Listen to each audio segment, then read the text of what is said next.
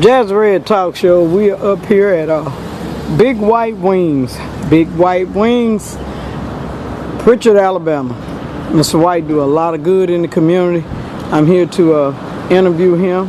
Y'all know he's the one with the stupid hot dogs and the stupid fries. Well, we up here at his place of business. He's been on before, but I need to come back and get him.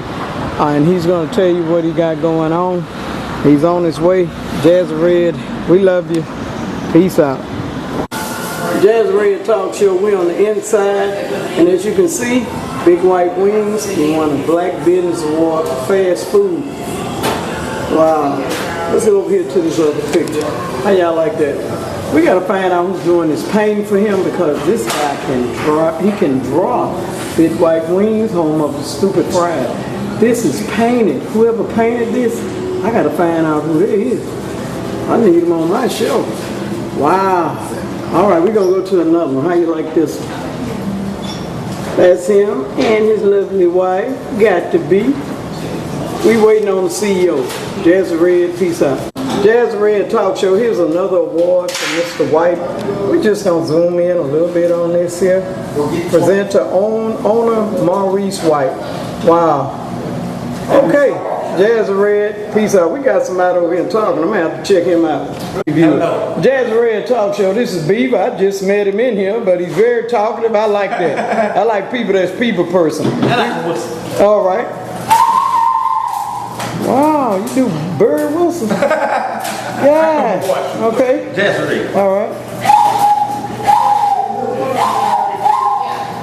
You sure you ain't got a little Indian in you? Yeah, because you know them Indians can do that. I got part of it in me. Y'all got a little talent here. Jazzyred, we love you. Peace out.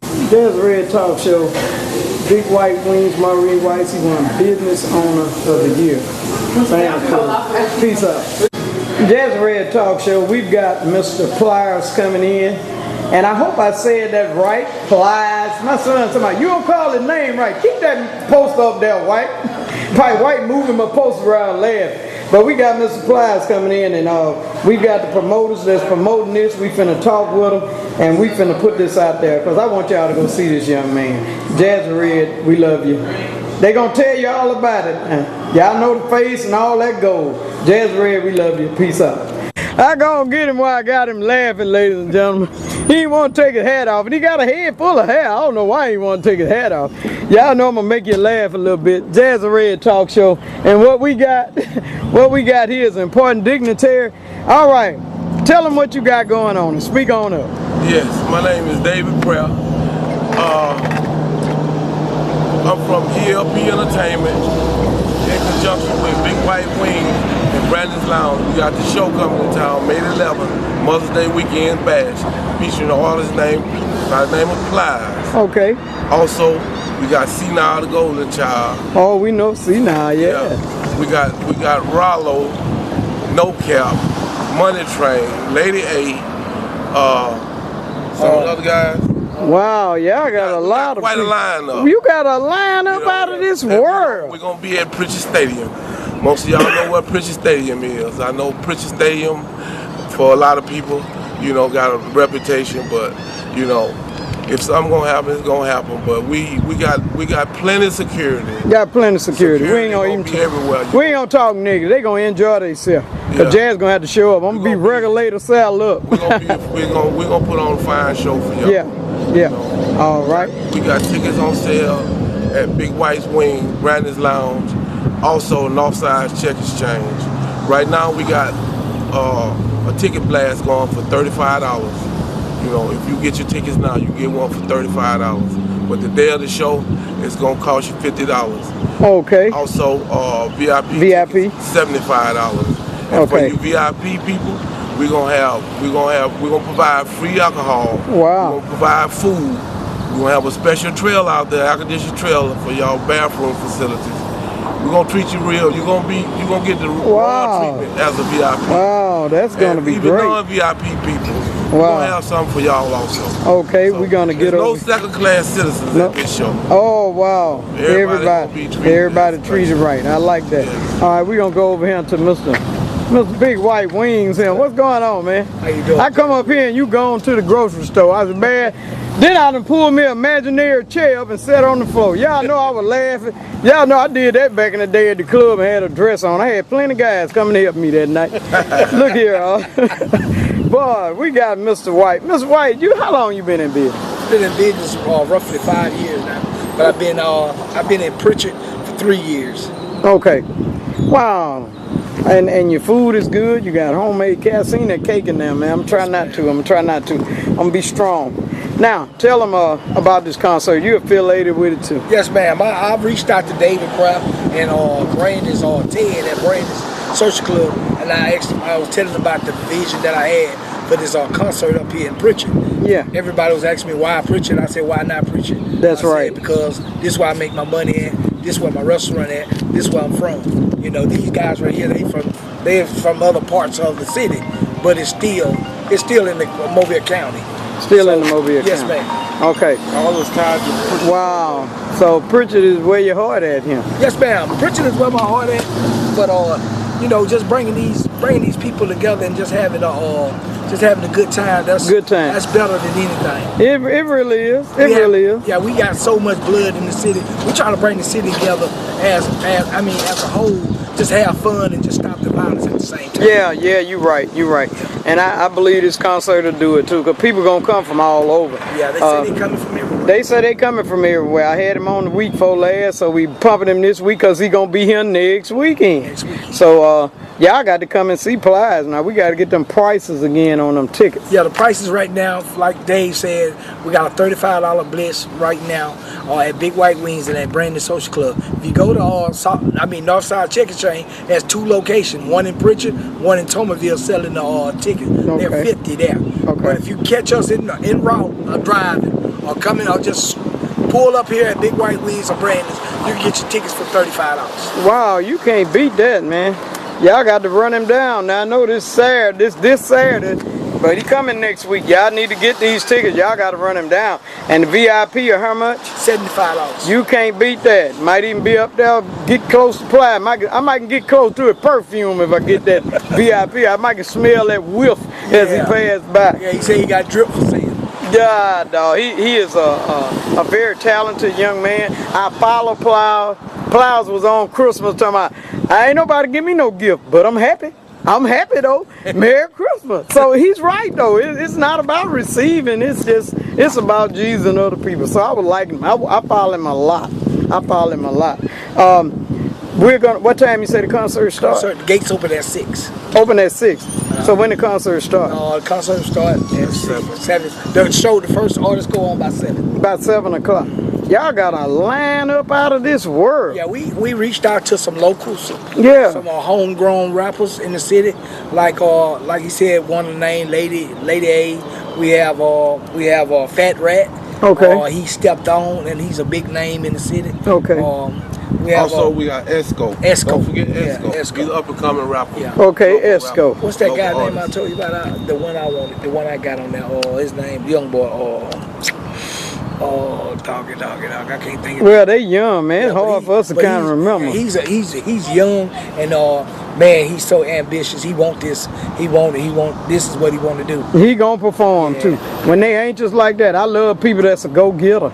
Cause you gotta do it. Yep. And you giving, I'm gonna appreciate you. I'm gonna thank you for giving them a chance, man. You know, I've seen some artists try to shoot themselves in the foot. They'll tell me to pay them to come on my show, and I ain't even all that. I'm gonna pay you, I'm gonna pay Comcast, pay the people that put the show on. I said, if you Tupac, I'll pay you.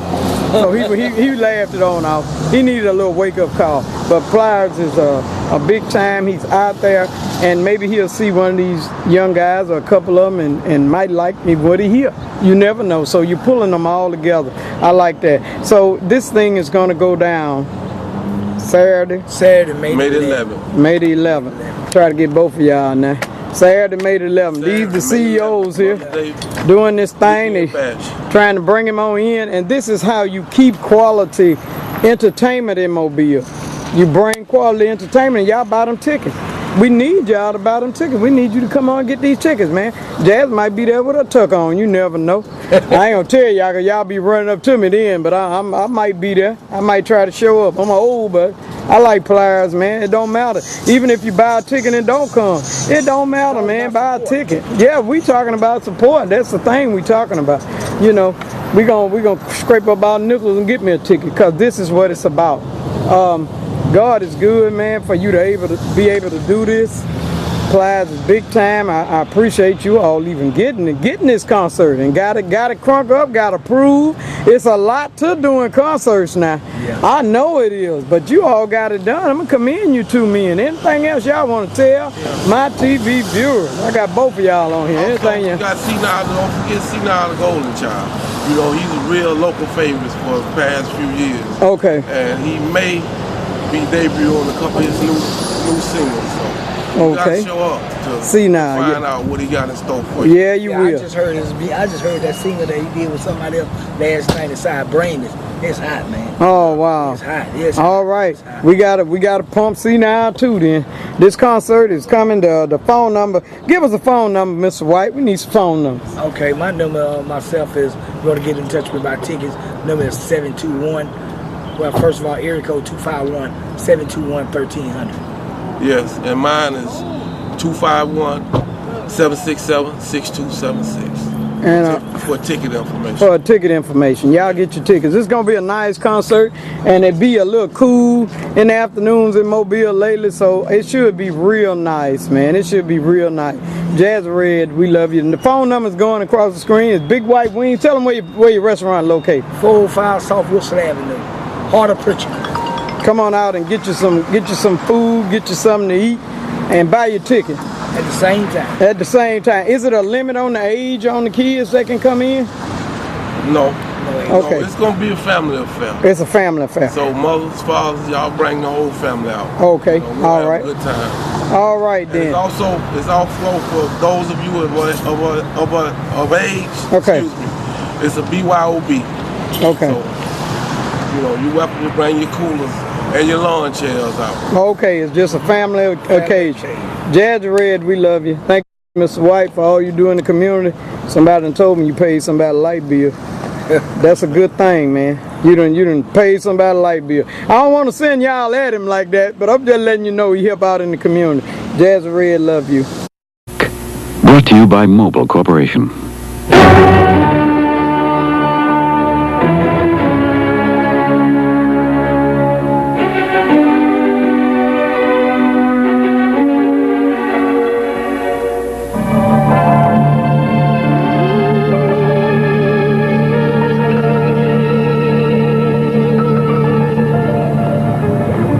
Camille was a child of the tropics, an offspring of the sea and the wind. She was born in the Caribbean on August the 9th, 1969. She grew to maturity and moved across the Gulf of Mexico toward the hospitable shores of Southern America. But this time, there would be no warm welcome. Camille was no lady. Oh, she was a lethal storm, the most disastrous and destructive hurricane ever to bring havoc to this nation.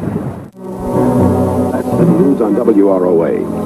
Coastal weather indicates today is going to be another nice day with no rain and a high near 70, northeast winds on the Gulf and seas 2 to 4 feet. Tropical storm Camille continues on a west-northwesterly path in the western Caribbean with top winds in excess of 50 miles per hour. The National Hurricane Center in Miami says continuing intensification would result in the storm reaching hurricane strength within the next 24 to 48 hours. Listen for the next advisory here on WROA. Now, people living along the Mississippi Gulf Coast are used to hurricane bulletins. So on August the 15th, 1969, when they heard in Biloxi, Gulfport, past Christian and other places along here, that a hurricane called Camille was forming over the Caribbean, they hardly gave her a second thought. But 2.5 days later, Camille had become a hurricane they would never forget.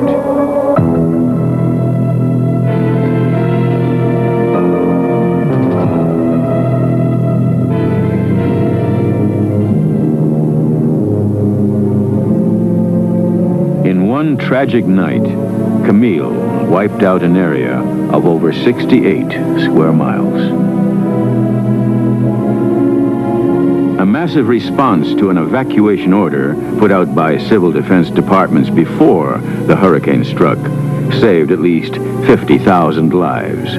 But foolishly, some stayed on. And Junior, darling, we all right, sweetheart. I love you. Now don't worry about us. We all right, darling. And hello to all of you. Thank the Lord. Another one will never catch us here, because if we hear of another one coming, we're leaving here and go way upstate like you asked Mama to do. So, okay, now I love y'all.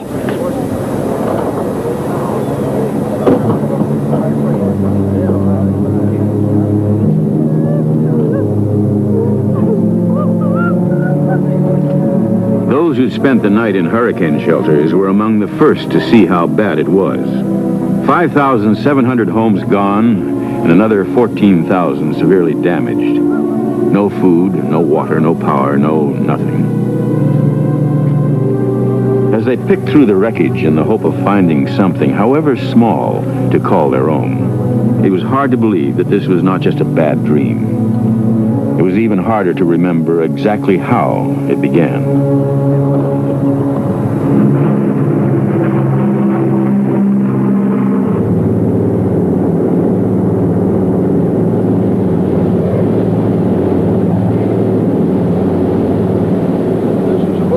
WROA. Reconnaissance aircraft from the National Weather Service's Hurricane Hunters this morning flew missions into Camille as it nears the western tip of Cuba. The Hurricane Center in Miami reports after evaluating this morning's data that the center of the storm is extremely intense with top winds near 115 miles per hour. We're watching the storm very closely and we'll keep you advised throughout the day. I'm Ben Suttoth on WROA. Struck western Cuba during the night. Heavy property damage has been reported, with Cuban authorities saying an undetermined number of people were killed by the storm's fury on western Cuba during the night. Camille is now moving toward the open Gulf, with highest sustained winds estimated by reconnaissance aircraft at 100 miles per hour.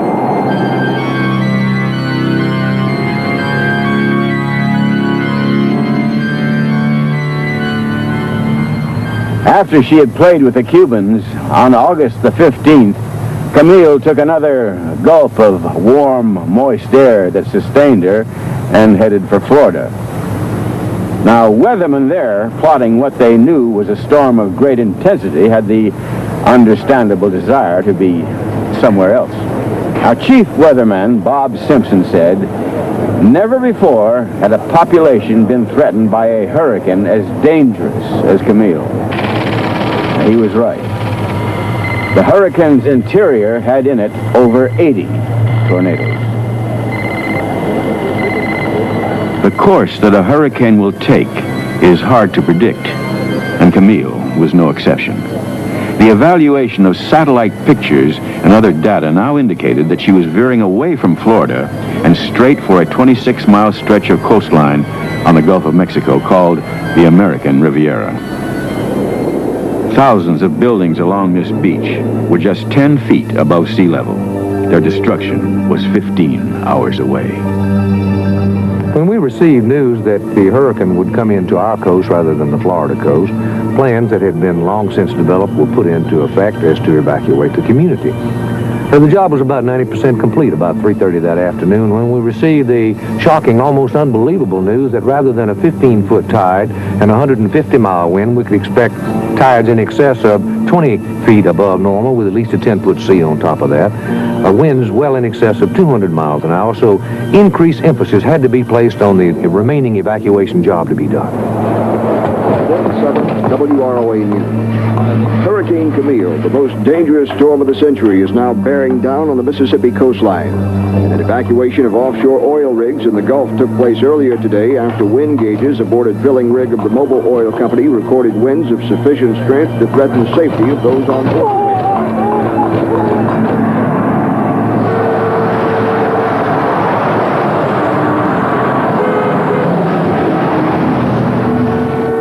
But there were those who refused to go. Some newcomers to the area who had never experienced a major hurricane, they wouldn't believe that their lives could be in danger. Others said that they had lived through hurricanes before, and some were afraid of looters, so they stayed where they were. 25 more decided to just ignore Camille. and, believe it or not, have a party. This is John Fitzgerald at the Emergency Operations Center with a bulletin for all residents of the Mississippi coast. Civil Defense Director Wade Geis has just said that Hurricane Camille will strike the Mississippi coast within a matter of hours. All coastal residents are advised and urged to leave the area at once. The storm is now only 20 miles offshore, with landfall expected during the night. Camille has winds nearing 200 miles per hour, meaning it could be the most powerful hurricane to ever strike the United States. For your personal safety, you are urged to leave the area now. Your civil defense urges you to evacuate now.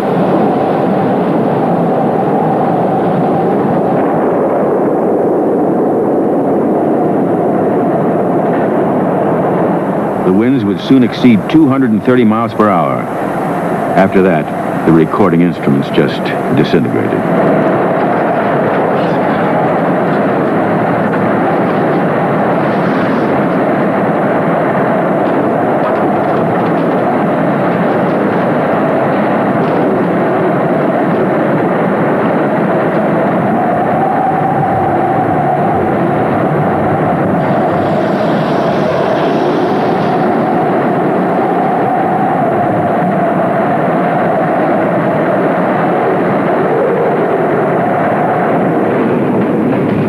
Most people who think about a hurricane think about big winds, and they are big wind, there's no question about that. But the most devastating element associated with a hurricane is big water. We call this the storm surge. This is a dome of water maybe 50 miles wide that sweeps across the coastline near the point where the eye makes landfall. Storm surge is just like a giant bulldozer. It just sweeps everything in its path.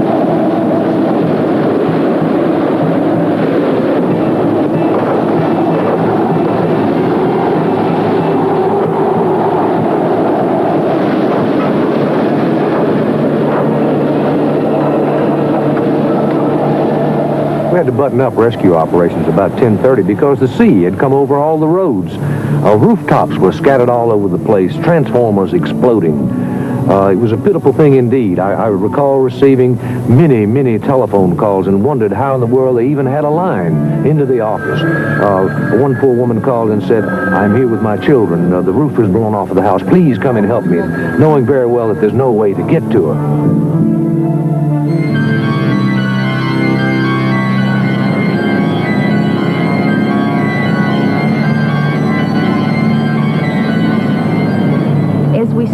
Up the stairway, which is on the outside of the building, the winds reversed and came back through again.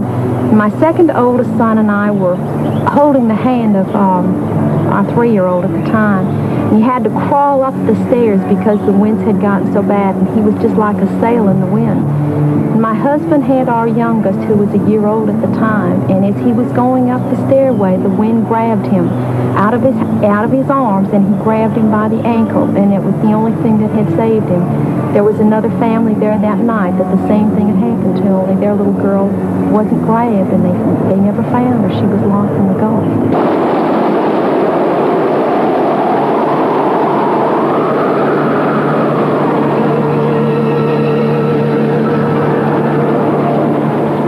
Not only did we have the water damage, wind damage, but we had explosions that was created by buildings being closed tightly, a heavier pressure inside the building than the pressure on the outside of the building, and the buildings exploding.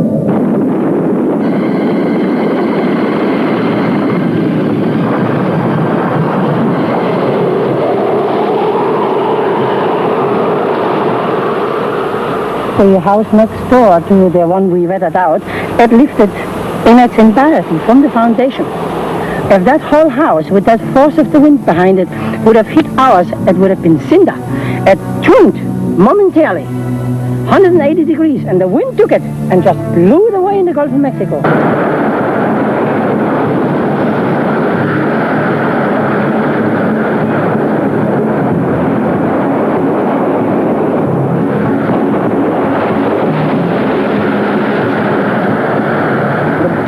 Began to break down, And it wasn't long before the wind just took us right off into the water. And I went down, down, down, and when I came up, I found a board, and I grabbed onto the board, but it whirled and got away from me. So I went down again, and the next time I came up, I was fortunate enough to catch onto 3 or 4 boards and just took off. I didn't, we had 5 buildings on the house, but I didn't touch anything. I evidently just went right down the back road out. I went right over the railroad track and didn't even touch it, so the water was that high.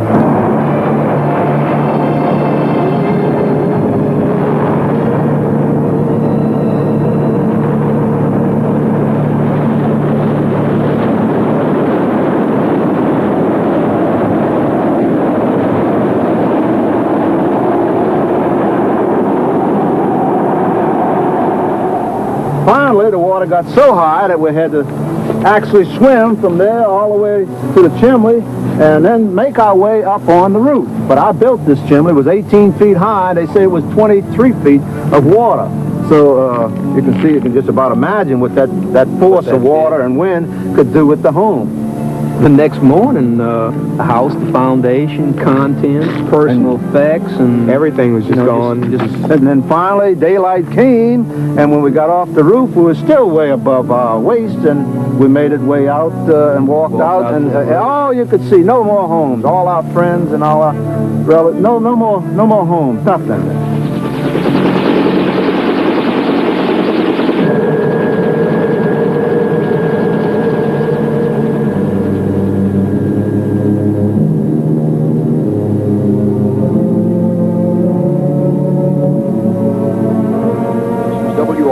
Gulfport, Mississippi, returning to the air. Our coastline has virtually been destroyed by the fury of Hurricane Camille, and it's feared that many lives have been lost. The death toll cannot be determined as the bodies of the hurricane's victims are being dug from beneath tons of debris by the hour. Highways and roads have been buckled and destroyed, with only the twisted steel beams remaining for once massive buildings. Our once beautiful coast is now covered with death and devastation.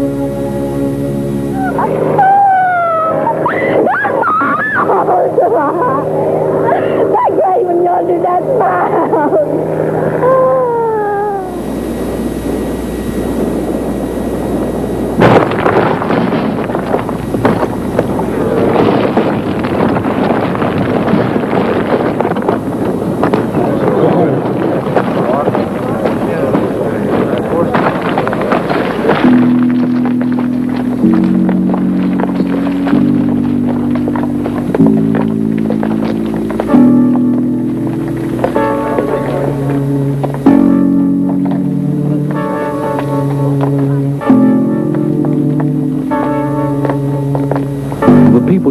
Felt sorry for were the elderly, the people who could not start again.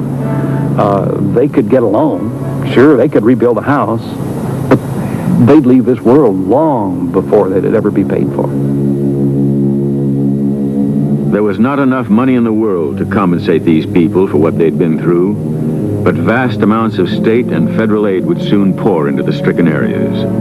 From other states, the Red Cross, and the military. Assistance came of every kind: food, clothing, mobile homes, money. Everything necessary to help rebuild their shattered lives.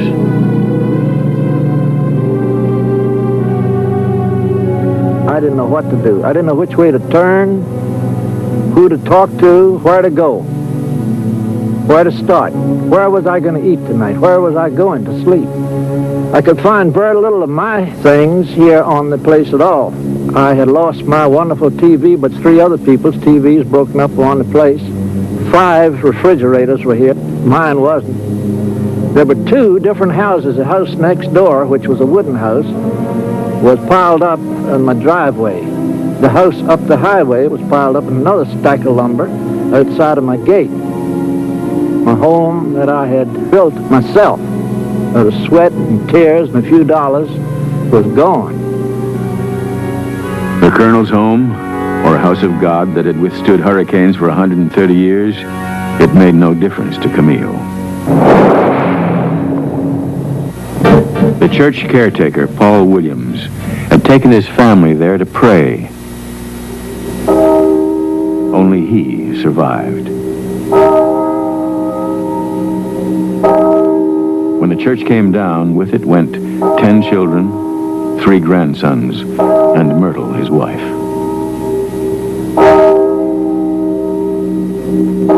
Paul Williams had faced the storm believing in God's protection, while others in the Richelieu apartments nearby put their faith in bricks and mortar and had that party.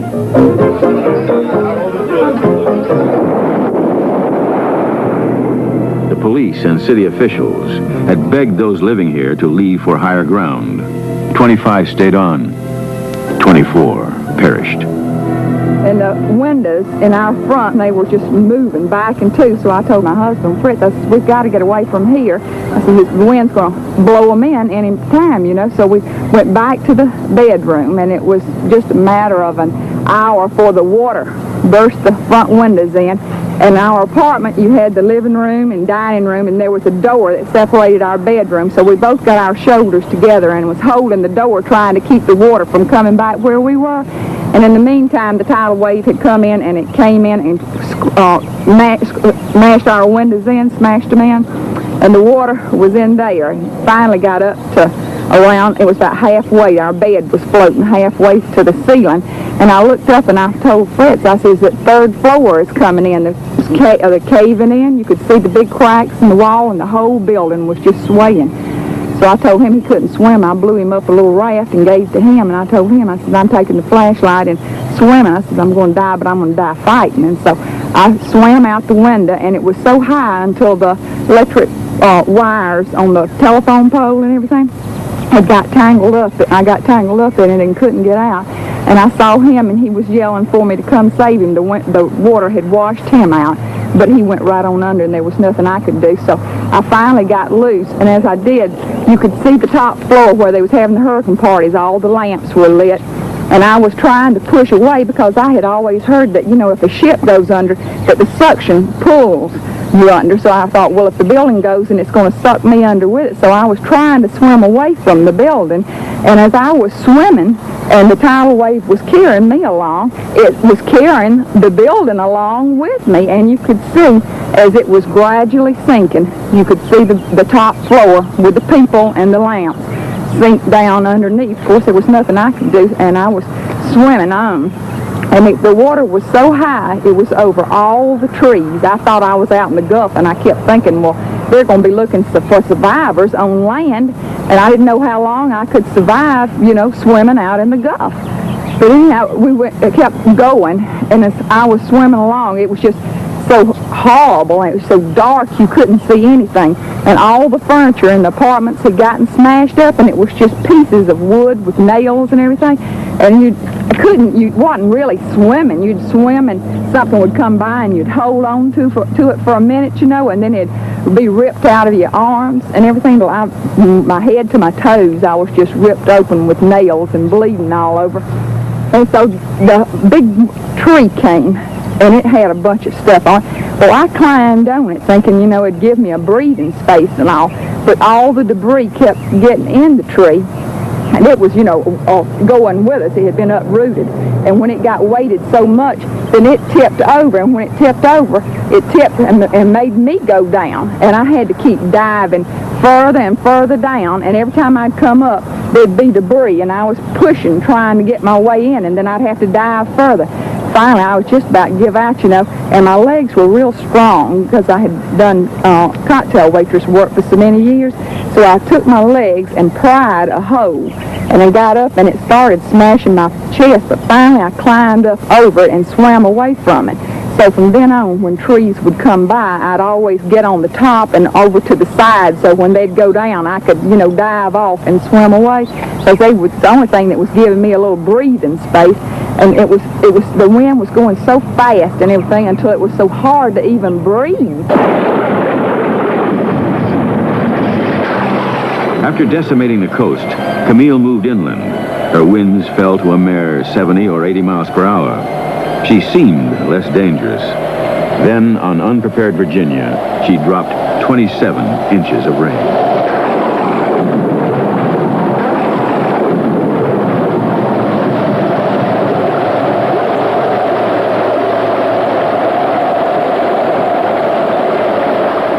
In flooded Virginia, the catalog of death and destruction almost equaled that of Mississippi.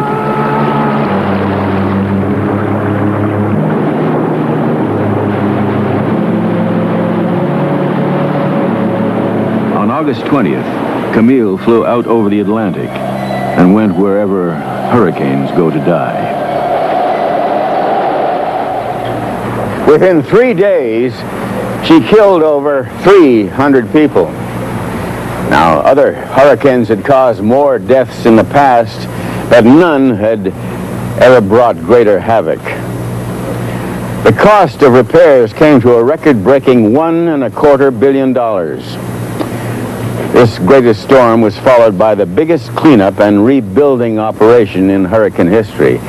And many who were involved and came out of it could be proud of themselves. Soon Biloxi, Pass Christian, Gulfport, and other devastated areas had rebuilt, often better than before. Now today, they are watched over by probably the best hurricane early warning system in the world. Now, one day, scientists hope to reduce the hurricane menace by chemical means, but until that time comes, no one who met Camille in 1969 will ignore an order to evacuate before a hurricane. That's for sure.